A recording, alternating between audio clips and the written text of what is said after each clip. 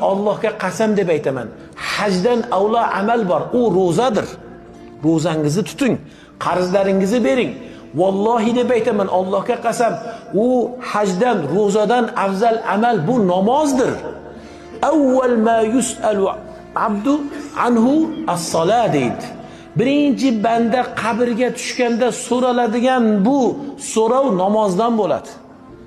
Namozingiz bor, u yog'i bor. Siz o'ylaysiz, hajga kelamiz, hamma gunoh afv qilinadi deysizda, namozga beparvo bo'lasiz.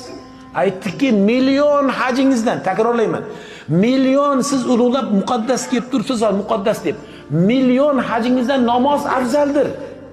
Namoz yerni har yuzda o'qiladi. Namoz kunda 5 mahal o'qiladi. Namoz bandasi bilan Allohning orasidagi bog'dir. Hajni qilasiz, ketasiz.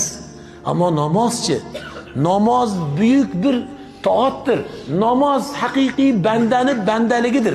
Namoz har kuni Alloh bilan shunaqa munojatdir.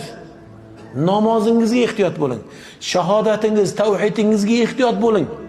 Anoga borib, bunoga borib, yana bu ham bo'laveradi. Ota-bobomiz endi shuni qilganda deya bir shirkiy amallar bilan o'zingizni, amalingizni habata qilib qo'ymang. Alloh saqlasin. Alloh saqlasin, o'zingizni, amalingizni habata qilib qo'ymang.